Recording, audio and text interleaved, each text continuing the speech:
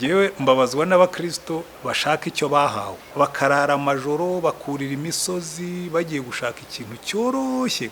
Reka nkubwire ibintu bitatu ubundi byagombye kuduhumuriza. Icyambere, Imana niyo ifite inyungu za mbere yuko twuzura umwuka, kubera ko duhabwa umwuka kugira ngo dukore umurimo wayo, duhabwa umwuka kugira ngo duse nayo, kandi niyo yabitanzeho ibiguzi bikomeye cyane. Tuyikundiye tukuzuza ibyangombwa, iyo yakwishimira kutwuzuza umwuka.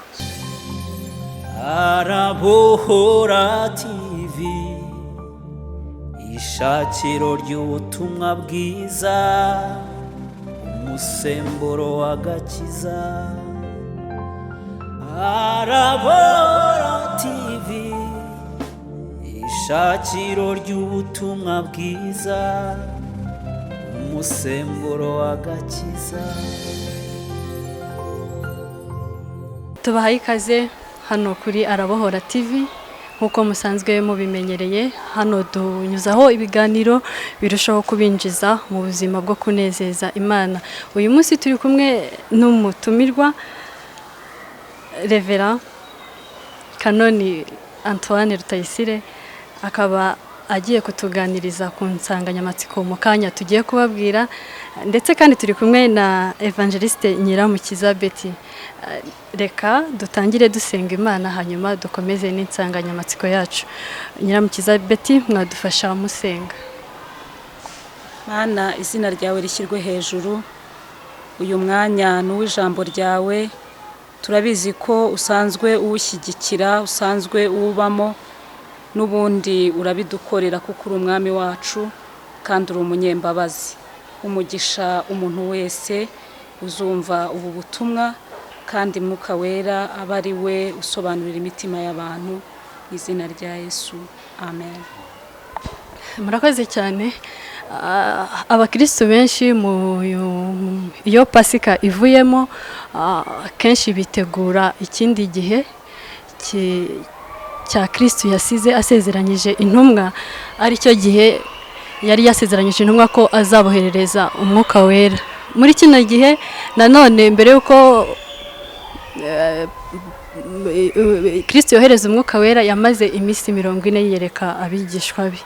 Turi mu gihe Kristo akiyereka abigishwa be, ariko kandi banitegura isezerano yabahaye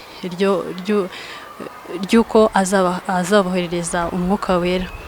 Iyo uganiriye n'abakristo benshi, rimwe na rimwe bakuganiriza bifashishije Bibiliya, bakakubwira ngo Yesu yavuze gutya.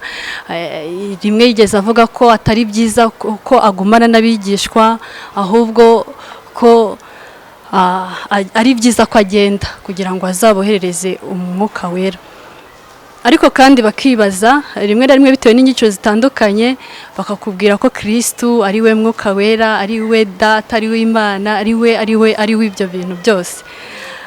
Insanganyamatsiko y'uyu munsi turaganira ku butatu butagatifu bwera, ariko kandi dushaka no kumenya uko bumeze n'aho umuntu ahurira nabwo. Muratangira mutubwira ubundi ishusho y'ubutatu butagatifu ni iyihe? Ngira ngo iki ni ikibazo abakristo bakunda kujyaho impaka kuva. Icyambere reka maze mere kuri iyo ntuza kuri teoloji y'ubutatu, yuko nayo yaje, mbese yagiye ba formulated, yagiye ishyirwa mu magambo buhoro buhoro, ntabwo yatangiye itomoye. Ntabwo Yesu yigeze asiga babwiye ngo meze, ariko no mu nyigisho za Yesu byaragaragara ko harimo ubutatu. Ko yaravuga ati Data wantumye, akavuga ati nzasaba Data mboherereza Umwuka Wera, kandi uwo Mwuka Wera azaba muri mwe, azakorana namwe. Donc bigaragara ko ubutatu buragaragara, ariko kugira ngo uzabihuze mu bwonko bw'umuntu abyumve, niho hananiye abateoloji. Kuko usanga abantu bavuga ati se, iyo ufashe wenda nk'inyigisho z'aba Branham, yaravuga ati ubutatu, Imana Data niyo yaje nka Yesu, ubu ngubu ni Yesu uri muri twebwe nk'umwuka. Donc bivuga ngo ni Imana imwe, ariko ubutatu akagenda bukuramo, akagenda mbese buhindura isura. Ni naho uzabona abantu benshi bakura cya kigereranyo kivuga ngo amazi ngo ashobora ngo gukonja cyane akaba urubura, ngo wayashyushya cyane akaba vaperi. Ariko nkababwira ariko iyo komparezo ntabwo ari yo. Kubera iki? Niba ufite icupa ry'amazi ukarikonjesha cyane rikaba urubura, ariko ntirishobora kuba ari urubura ngo bere na vaperi icyarimwe. Ubye ni urubura cyangwa ni vaperi cyangwa se ni amazi atemba. Ariko hano ho turabona Imana Data iri ukwayo na Yesu akabukwe n'umwuka akabukwe kandi bakabumwe. Ibyo rero kugira ngo uzabishyire mu bwonko bw'umuntu biragorana. Niyo mpamvu buri hari ibintu bimwe na bimwe nyambwira abantu mwabwira ariko mu gihe mpaka z'ubusa. Kuko icy'ingenzi si uko mbyumva, icy'ingenzi ni uko mbona icyo bimariye, icy'ingenzi ni uko mbona binakoreka. Mwabwira n'igihe ndabizi rwose birakoreka, ndabyumva birasobanutse. Naho ubundi ugiye ugafata ibintu byose utumva ukavuga ngo ibyo ntumva byose sinzabyemera, ibyo ntumva byose sinzabikoreraho, nta kintu na kimwe wakwemera. Iyo ugiye kwa muganga akakwandikira umuti, ntabwo akwigisha shimi y'uwo muti ngo akubwire ngo uyu muti ngugizwe n'ibi n'ibi, ngo iyo ugeze mu mubiri wawe ngo aka gace ngo karagenda kakica ibingibi cyangwa kagatunganya ibingibi, urawunywa kuko ubyizera, kuko muganga yabikubwiye kandi wizera ko abizi. Rero nyambwira abantu mwabwira n'ubundi iyo ntambara mu murwaniye iki? Biragaragara ko kuva ku itangiriro Imana ivuga muri pluriel, kavuga ngo tureme umuntu mu ishusho yacu. Ubwo se n'Imana nande? Ntabwo ari bwa bwinshi bw'abantu, oya. Ariko ahandi ukabona n'Imana yaje mu ishusho y'umuntu. Ukabona bikambaye nk'ingero wenda nk'ebyiri. Mu gihe cya Yosuwa hari marayika bahuye, amuhagarara imbere, nta n'ubwo namonye nka marayika, yamubonye nk'umuntu ufite inkota uje aramubwira ati se wowe uri mu bacu cyangwa uje kuturwanya? Mu mirongo ikurikiye baravuga ngo Uwiteka aramubwira, wa wundi wagaragaraga ari marayika, wa wundi wagaragaraga mu isura ifite umubiri ahindutse Uwiteka. Bikwereka ngo uzarebe n'ahantu mu gihe cya Gideyoni yicaye munsi y'igiti cy'umwera abona marayika, ariko mu gice gikurikiye batangiye kuvuga ngo Uwiteka aravuga, ngo Uwiteka aramubwira. Bikwereka ngo yewe n'Aburahamu igihe ngo yabonye abagabo batatu baraza bavugana nawe, babiri barakomeza bajya i Sodomu na Gomora, none baratubwira ngo Uwiteka asigara avugana nawe. Bikubwira ngo wa wundi wagaragaye mu isura y'umuntu ahindutse Imana.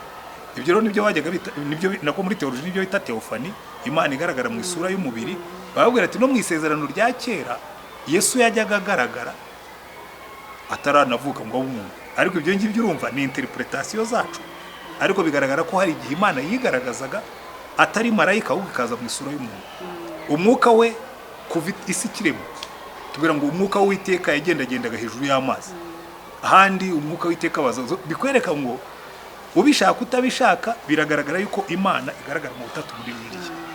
Uko rero ubihuza, aho niho hananiye abantu. Aho niho hananiye abantu. Iyo urebye Imana nk'uko tubwiye yaremye umuntu, iravuga tureme umuntu. Kuki uyu muntu ahora ashaka agira curiosity, agira amatsiko yo kumenya Imana mu butatu? Nta sano byaba bifitanye? Oya, ahubwo ikibazo cy'umuntu ni cya kindi cya Adamu na Eva. Umuntu ashaka gukontorora Imana, kuko iyo wafashe ikintu ukacyumva cyose uragikontorora. Buriya no mu bushakashatsi iyo ufashe formule ukayimetiriza ukamenya ukuntu uyikontorora, ni wowe uyitegeka. Imana yo yigize ngari cyane, iravuga ngo ibyahishuwe nibyo byanyu, ibyo mutumva ni ibyanjye, nimubimparire mwebwe mwizera ibyo nababwiye. Kuko n'ubundi niyo mpamvu tubwira ngo twe tugendera ku kwizera. None umuntu agashaka kuvuga ngo ya ngo nge narize nshaka kugendera ku bwenge, Imana ikamubwira sawa, ni wizemo kugendera ku bwenge, gendera ku bwenge, ariko ngewe nakubwiye ngo ujye ugendera mu kwizera. Wizera ibyo nakubwiye ko ari ukuri, hanyuma ubyizere ubigendere. Ikibazo rero dufite mu isi ya none, isi ya none ishaka ngo ibintu byose tubyumve, Imana tuyishyire muri shimi, tuyikorere formule, tuyishyire muri microscope, tuyexamine, tuyisesengure, tuyikate, tuyiteranye, tuyikuremo, tuyagure nk'uko bashyira mu ntuza bakabyagura bikaba binini, ukabisesengura neza. Imana ikabwira ngo sindi bukwirwemo. Nushyiraho na microscope yawe ndayiruta ubunini, nturi bunsesengure. Emera ko uri umuntu uri limited, wemere ko udashobora gusobanukirwa ibyanjye byose. Ngewe rero ibyo narabyakiriye. Ngo uwitwa Agustini ni akantu bavuga ari mu bantu banditse cyane kuri ibyo bintu by'ubutatu. Noneho ngo rimwe yagendaga ku nyanja arimo kugerageza kwiyumvisha ukuntu ubutatu bumeze, asanga akana gatoya kicaye gafite akadobo karimo kuri haramubaza ngo mwanurizwa n'iki, karamubwira ngo nashatse gushyira ino nyanja muri kano kadobo yanga gukwirwamo. Baramubwira ngo we ntabwo byumva, iyi nyanja ni nini iraruta ku kadobo kawe, ntishobora kujya muri ako kadobo kuko iragasaguka irakaruta ubunini. Gahita gahinduka karamubwira ngo wese kurimo gushaka gushyira Imana muri ako gatwe kawe ngo kandi karuta ubunini. Bikubwira ngo abantu bagerageza gufata Imana ngo tuyishyire muri matematike, tuyishyire muri fizike, tuyishyireho boundaries nko muri shimi, dushyireho ntuza limite z'imbere n'iz'inyuma, ariko Imana ni nini kuturuta. Iraturuta mu buryo bw'igihe, yabayeho mbere na mbere, iriho izahoraho iteka ryose, iraturuta mu bunini kuko univeri yose nayo ubwayo ntabwo kugeza uno munsi umuntu arayishyira mu mutwe we ngo yumve uko ingana. Noneho mugatangira kuvuga ngo ariko Imana yo nzayishyira mu mutwe wanjye. Kavuga iti ngaho gerageza turebe. Ubu urimo guta igihe. Niba utegereje kuzumva Imana kugira ngo ushobore kuyizera, ntabwo bizigera biba. Kandi ni wowe uhomba. Ni wowe uhomba. Ngewe ubutatu ndabwemera, naranabworoheje cyane kuko nako Paulo yarabunyorohereje ngumva neza. Ahantu Paulo yandikiye Abakorinto hamfasha kumva uko mbana n'ubutatu. Kuko icy'ingenzi si ukumenya uburyo ubutatu bukorana, ibyo ni ibyabo. By'Imana Data na Yesu n'Umwuka Wera uko bakorana, that's their business. My business ni ugukorana nabo. Paulo arandika aravuga ngo ubuntu bw'Umwami wacu Yesu Cg. Ubwo buntu bwampesheje agakiza, butuma nticira urubanza ku byaha nakoze kera, butuma numva n'Imana inkunda nubwo nibonaho amakosa, kandi butuma numva afite freedom yo kugenda nk'umwana w'Imana nubwo ntari perfect, n'urukundo rw'Imana no gufashanya n'Umwuka Wera. Ibintu bitatu ahasigaye ibyo ngibyo bisobanukiwe, ubuzima buba bwiza. Murakoze cyane. Imana usobanukiwe gutyo ubuzima bugenda neza. Imana ijya kure mu muntu yashakaga ko ubuzima bwe buba bumeze neza. Iyo twumvise abigisha benshi n'ijambo ry'Imana, n'iyo usomye Bibiliya usanga ijambo ry'Imana ridukangurira ko umuntu agomba kuba aho atandukanye n'icyaha, mu yandi magambo yera. Ubwo se Imana ntabwo yashakaga ko umuntu amera nkayo? Urakoze. Imana irema umuntu, yaravuze ngo tureme umuntu ase natwe, agira ishusho yacu. Ni ukuvuga ngo irema umuntu yashakaga ko asa nayo, akora nkayo, ariko imuha ubushobozi buhagije ibona yuko buzamufasha. Ari nayo mpamvu hari ijambo rivuga ngo yenze kumugira nk'Imana ho hato. Niko hari ijambo rivuga gutyo. Rero rivuga ngo tureme umuntu ase natwe, yashakaga ko nyine asa n'Imana.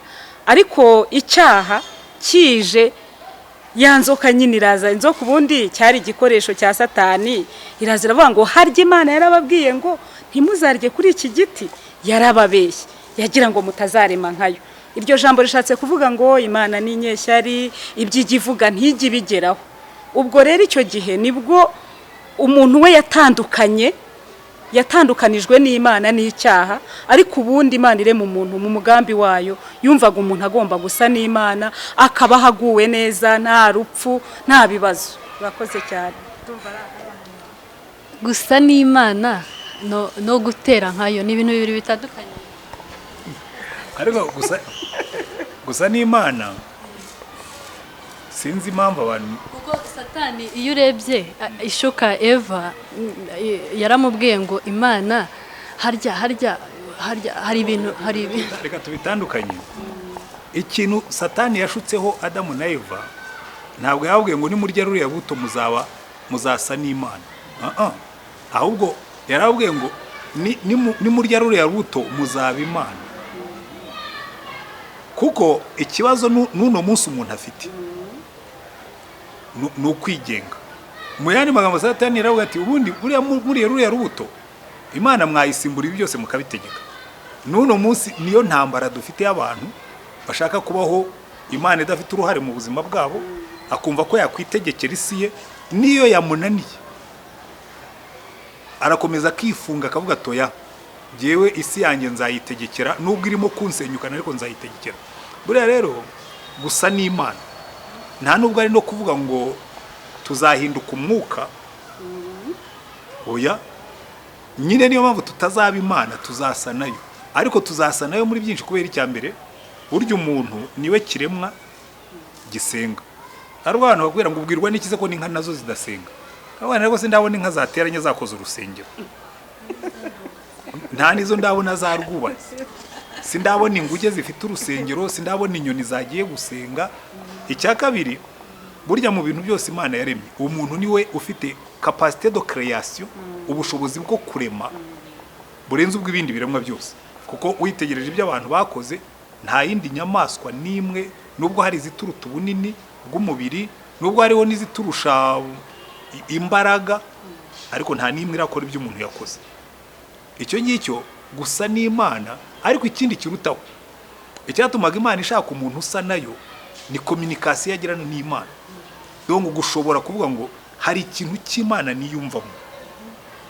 Niyo mpamvu umuntu umwe yabivuze neza, aravuga ngo ubundi Imana iturema yibikiye icyumba muri twebwe, ngo igihe itarakicaramo ubuzima bw'umuntu ntibujya bwuzura. Ashyiramo amazu ntibyuzure, ugashyiramo abagore benshi ntibyuzure, ugashyiramo ubutunzi ntibyuzure. Nka bimwe Salomo yavuga ati narunzemo abagore ngira 1,000, ndundamo amazu Yerusalemu nyuzuza amazu, nuzuza amazabati ko nsanga byose ari ubusa no kwiruka inyuma y'umuyaga. Kubera iki? Ntabwo byuzura cya cyumba kigomba kuzuzwa n'Imana. Bikubwira rero ngo ubundi burya mu Kinyarwanda baravuga ngo ibisa birasabirana, mu Gifaransa bakavuga ngo qui se ressemble s'assemble, mu Cyongereza bakavuga ngo birds of a feather flock. Burya igituma twumva dukururwa n'Imana nuko hari ikintu yaduteyemo cyayo. Ujya ubona n'abantu basa, hari igihe ubona n'umuntu bakavuga ati hano hari umukristo umwe dusengana, nkiza hano baravuga ati hano hari petit frère wawe, mukubise amaso koko mbona ndamubaza ndusha wowe iwanyu nihe? Ati ni Rusizi. Ndavuga iwacu ko ari Nyagatare, iwanyu hakaba Rusizi. Wenda iyo waravukiye Nyagatare nari kwibwira wenda ko hari umwe mu babyeyi waba uretse ko ari na mutoya, ntabwo byari kuba byarashobotse. Noneho ariko numva mukunze kubera ko dusa.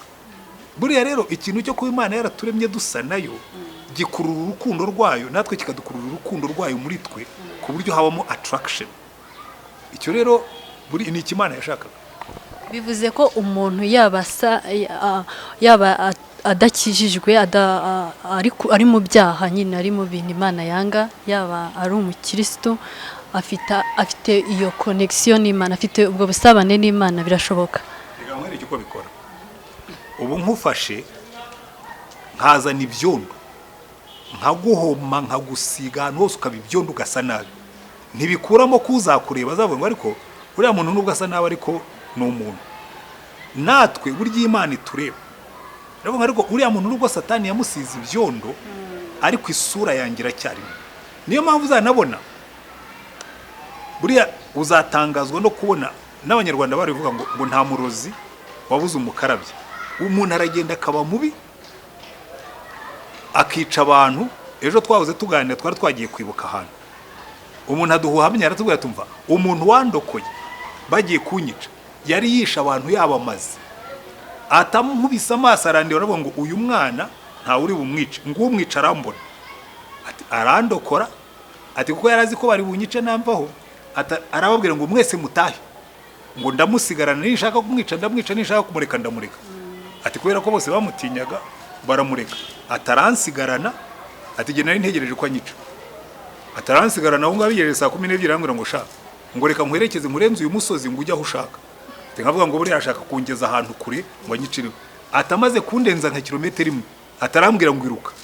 Ati narirutse, ati najya numva umutima wanjye utera nkagira ngo ni undi inyuma. Ati mpindukiye nsanga umugabo yigendeye. Bishoboka bite ko umuntu yica abantu yarangiza akarobamo umuntu umwe akamubi?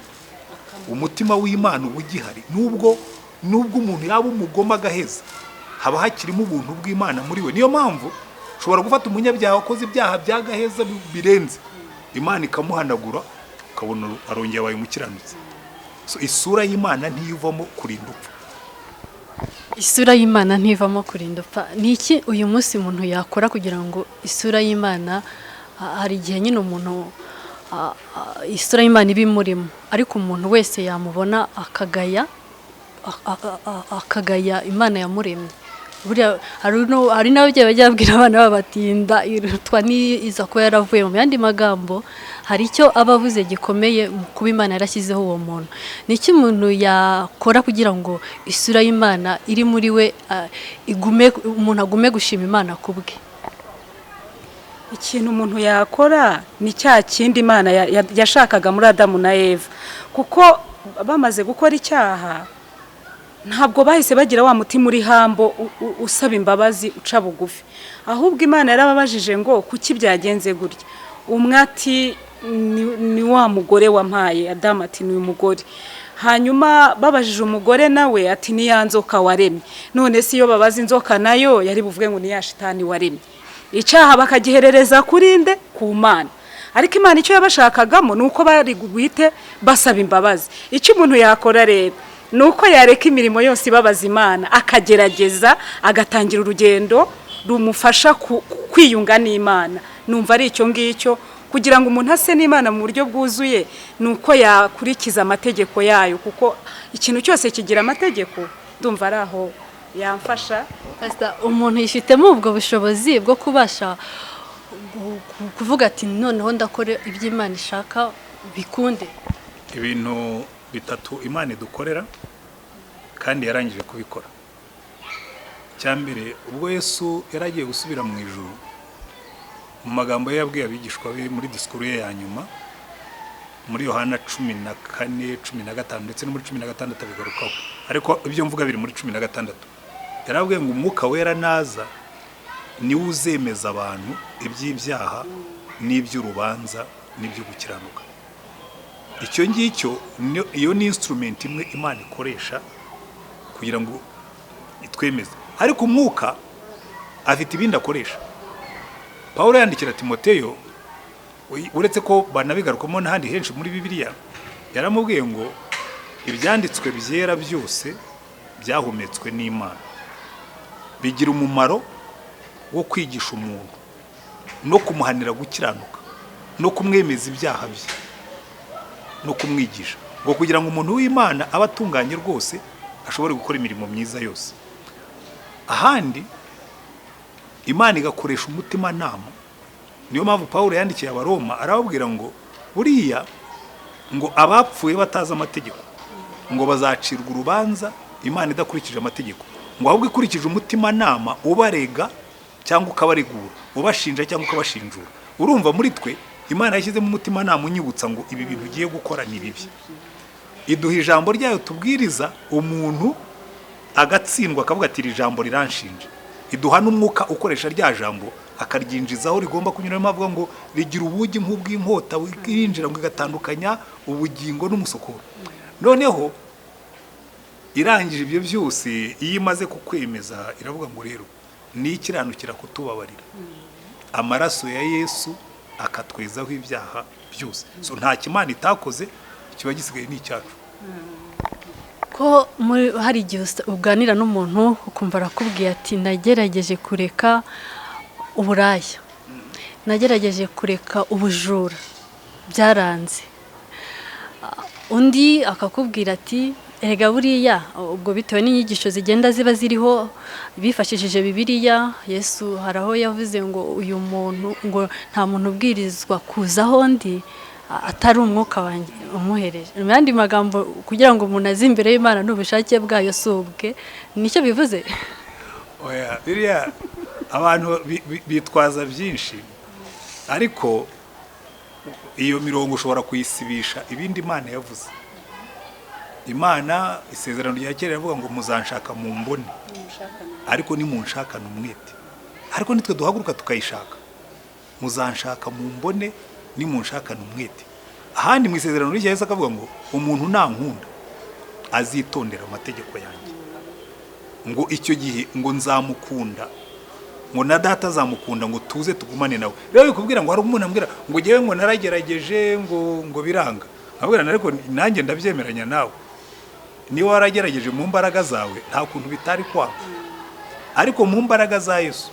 By the way, reka nkubwire ikintu kimwe nkunda kubwira abantu bagenzi bawe bantunga mikrofone nawe ni ikibazo dufite uretse n'abapagani wowe wavugaga abapagani reka mvuge n'abakristo twebwe abakristo benshi araza kubwira ati jewe urumva pastor umubiri warananiye ndasambana unda turumva nagize ikibazo birananira niba amafaranga ntabwo bayiba ariko barayiguriza barayitiza nitiza amafaranga y'akazi barangije baranyirukana abandi bakaza n'utundi tuntu twinshi ibyaha byose tubishakira amazina yoroshye kugira ngo dushobore kubirya niko bigenda ariko ikintu murambwira abantu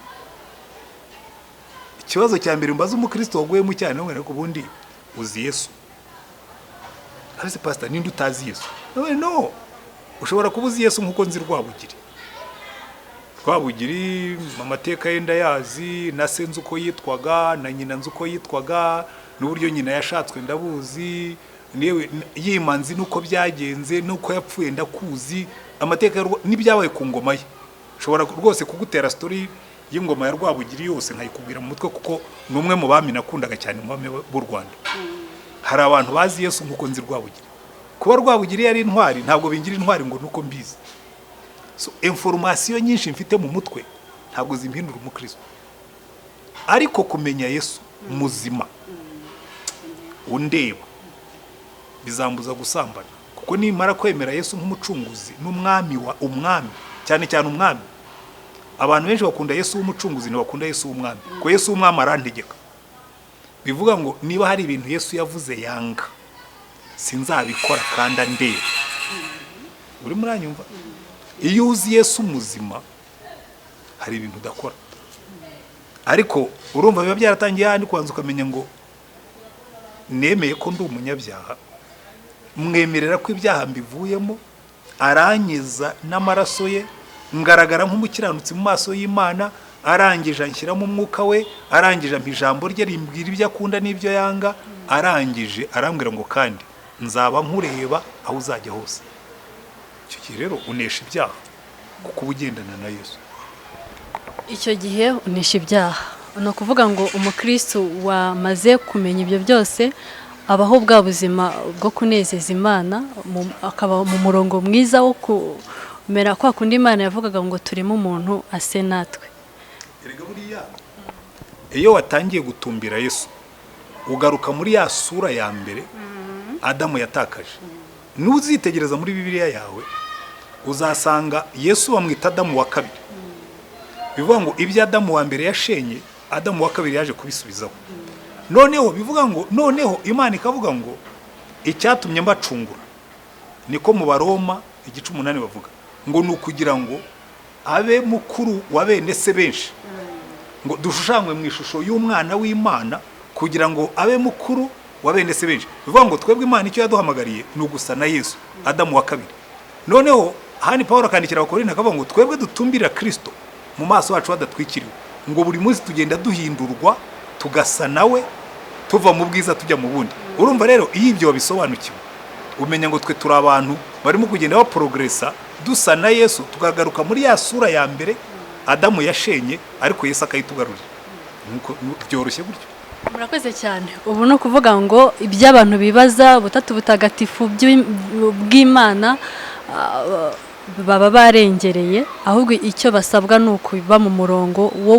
kurwana kugira ngo barusheho gusa nuko yashakaga ibarema gusa oya ubutatu ugomba kubwumva kuko ikizagufasha gukomera mu bukristo icyambere kinkomeza nuko icyo kintu kivuga ngo urukundo rw'Imana ushobora kunyanga mushobora kungambanira isi ishobora kwihinduriza ariko kuvuga ngo igihe hari ikintu kimwe nzi urukundo rw'Imana ubwo ruri mu ruhande rwanjye ubw'Imana inkunda I don't mind ntabwo mbyitaye mwebwe ndabahinda yabukuru mwigeragereze kuko Imana irankunda wa wundi wavuze uvuga ngo nk'umubyeyi ubwira umwana ngo nkawe wavutse he ngo uzamara iki ngo urutwa n'inda yavuyemo uwo ni umuswa ushobora kubimbwira nkabwira ni ibyo ari byo byose Imana yandemye irankunda wowe nubwo wambyaye nyanga ariko Imana irankunda sibyo noneho kumenya Yesu ukamenya ngo we yaje ari Imana number one aje kuncungura,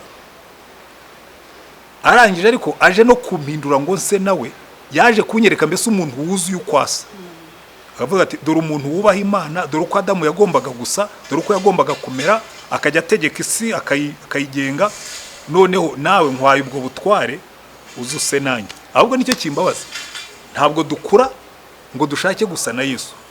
Nk'ubu nkanjye ndi umuvugabutumwa, ndi umupastori, hari n'igihe ngwingiriraho kabana, ariko hari imbaraga Yesu yari afite ntaragira, nifuza nkamubwira ariko Yesu wanyongereyeho nkazamuka mu mbaraga, nkasa nawe, sinse nawe gusa mu kureka ibyaha, nkasa nawe no mu mikorere.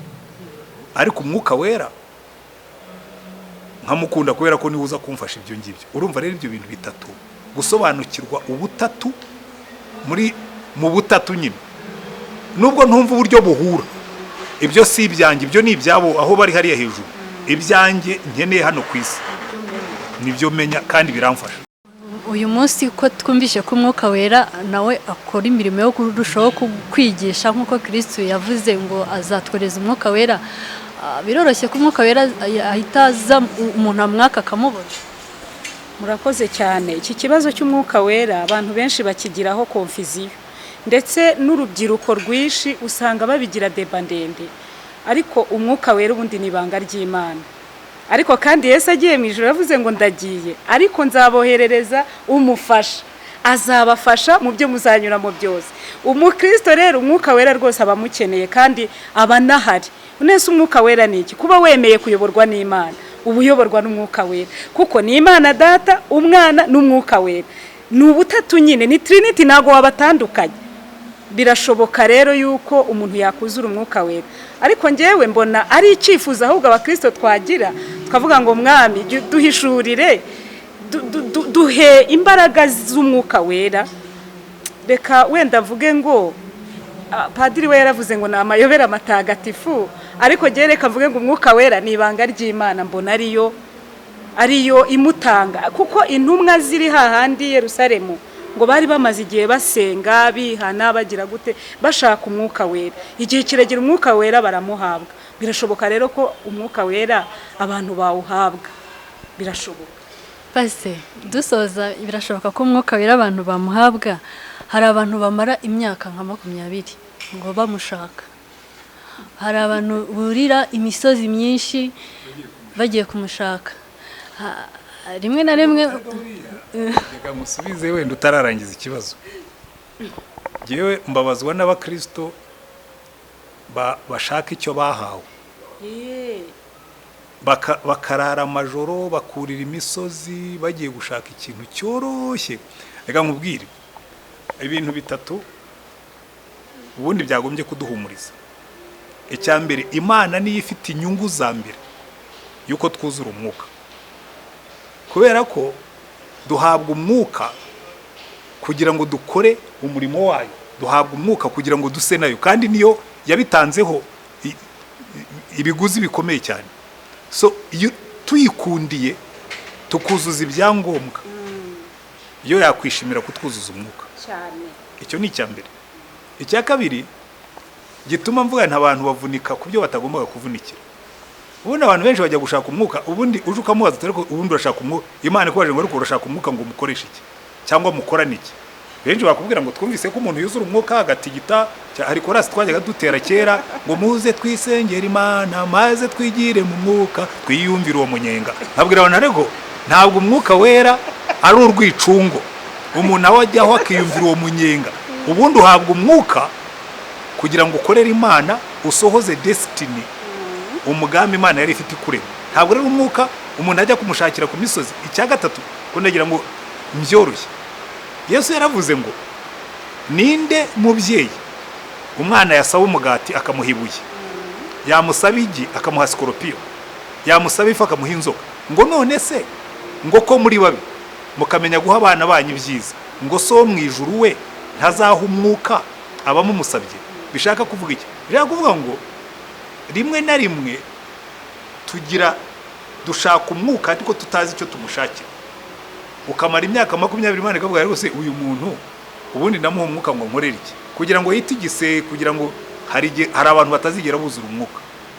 ntabwo Imana izigera kuzuza umwuka ntacyo urimo kuyikorera.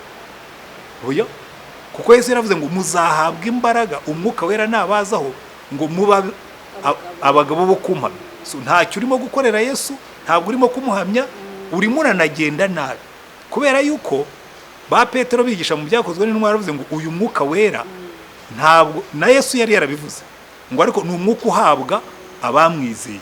Ahandi Yesu yari yaravuze ngo abisi ntibashobora kumuhabwa. Kubera iki? Kubera ko ntabwo Imana yakuzuza umwuka ucagasa ibyaha. Je suis désolé. Ucagasa ibyaha ntabwo Imana izakuzuza umwuka. Hariho na benshi baba batabizi ko buzuye ibyaha ariko akavuga ati sha reka mbona umwuka. Imana ikavuga ngo nagakeya naguhaye wagakoresheje nabi sinzongeraho. Yaguhaye umwuka w'ubuhanuzi ujya kuwucuruza. Yaguhaye kuba umuvuga butumwa uzenguruka ahantu hose wiyamamaza, witumbaritse wishyize hejuru. Aho kuvuga Yesu kirirwa wareza gatuza. Nibindi. Imana ikavuga ngo ni mu mugarukiriza hariya ntabwo dushaka kwapfa. Ibyo yishe birahagije. Rero bikubwira ngo umwuka wera ubundi Imana yishimira kuduha umwuka. Jewe sinjya ngira ikibazo kuvuga ngo jewe nuzuye umwuka ndi umukatolika, ndashaka no kongeraho ako kantu. Abantu benshi barakubwira ngo umwuka nuzuye umwuka nta na efuru nkoze. Kuko nasomye igitabo narakijijwe maze gukizwa, nakijwe ndi umukatolika, nkizwa nsoma Bibiliya, nkunda Yesu, nasitaye kuri Yesu nsoma Bibiliya, ndamwakira mpita numva ngomba gukorera Yesu. Narabwirizaga, najyaga nipakiza muri tagisi nkajya kubwiriza. Noneho nza gusoma igitabo cyavuga ngo kugira ngo ubwirize neza ugomba kuzura umwuka, ngo kandi ngo iki cyo kiroroshye cyane, ngo upfa kuba waramenye Yesu, ukaba ukunda ijambo rye, ukaba ukunda gusenga, ukaba ukunda abanyabyaha, ni wuzura umwuka uzakora umurimo. Ibyo nabyo nicaye munsi y'igiti ndasenga nuzura umwuka, ntangira kuvuga mu ndimi ntazi yuko ibyo ari ndavuga bajya bavuga ko urokore basara agomba kuba ari ukubafatwa. Ndafunga ariko nkumva mu mutwe ndi muzima. Ndagenda nisubira nicyo gihe nari umwarimu Rurindo, njya mu cyumba cyanjye nkosora amakaye y'abanyeshuri nari mfite, ntegura amasomo ariko nkumva rwose muri jewe harimo ibyo bintu by'ibiro cangwa niko nabyitaga bidasobanutse, nabumbura umunwa ngo senge bikagaruka, nanjye nkabifunga sinshaka gusara. None nabyibuka icyo gihe hari nko kuwa gatandatu, ibyo byose mu cyumweru gikurikiyemo naje hano i Kigali. Hari hakurya Kimisagara hari abantu bo muri ADPR basengeraga, najyaga nkunda kujyayo ku mugabo witwa Samuel yigeze no kuba representant wa ADPR. Neza inzira ijya kwa muramu wanjye yacaga ku irembo rye, njyayo nsanga barimo barigisha. Hari haje umuntu wavuye ikabera avuga ati uyu munsi ndigisha ku bintu by'umwuka wera. Ati abantu bamwe batangiye kuzura umwuka bagira ngo basaze ntisazo uwo ni jewe. Ntega amatwi ndumva arangiye atuburero mubumbura kanwa dusenge niwumva urimo kuvuga izindi ndimi. Narazidodoye ndazivuga ndangire nta nezero ndavuga ngo nabimenye. Nuzuye umwuka agahuru ka Satani kagiye kumbona. Ngiye kubwiriza muri izi mbaraga, ngiye gushimikira kumenya iby'umwuka, ngiye kubigenderamo, ngiye kubikoreramo kandi n'uyu munsi niko nyimeze. Nubu uzaze ku cyumweru tuzadutangira inyigisho ku mwuka wera, kuko je nemera ko buri mukristo wese agomba gushimikira kuzura umwuka kugira ngo ashobore gukora umurimo w'Imana neza. Ntabwo twuzura umwuka ngo dutigite, ntabwo ari kuzura umwuka ngo batumenye, twuzura umwuka kugira ngo dukore umurimo w'Imana neza. Dusohoza dusengera Imana. Dusenga Imana. Turagushimye Mwamana yacu, iyi ni iminsi turimo kwibuka umaze kuzuka kwa dusezeranije yuko ugiye kugenda ukajya mu ijuru ukatwohereza umufasha ari we mwuka wera. Twemerere tugusabe ngo muri iyi minsi turimo uhembura umurimo wawe, usuka imbaraga z'umwuka ku itorero no ku bwoko bwawe kugira ngo dushobore kukumenya, kuko waratubwiye ngo umwuka wera naza azenda ku byaba bitubwire, kugira ngo dushobore gukora umurimo wawe mu mbaraga. Waratubwiye ngo umwuka wera naza tuzahabwa imbaraga kugira ngo dushobore gukorana n'umwuka abantu batsindwe mu mitima. Waratubwiye ngo umwuka wera naza niwe uzemeza abantu iby'ibyaha n'iby'urubanza n'ibyo gukiranuka. Kandi Mwami Yesu waratubwiye ngo uyu mwuka wera naza ngo azatubwira n'ibyenda kubaho byose. Suka umwuka wera ku bwoko bwawe kugira ngo izina ryawe rishyirwe hejuru, kugira ngo ubwami bwawe buze, ubwoko bwawe buhabwe umugisha, mu izina ryawe Mwami wacu Yesu Kristo, amen. Arabohora TV, ishakiro ry'ubutumwa bwiza, umusemburo w'agakiza. Arabohora TV, ishakiro ry'ubutumwa bwiza, umusemburo w'agakiza.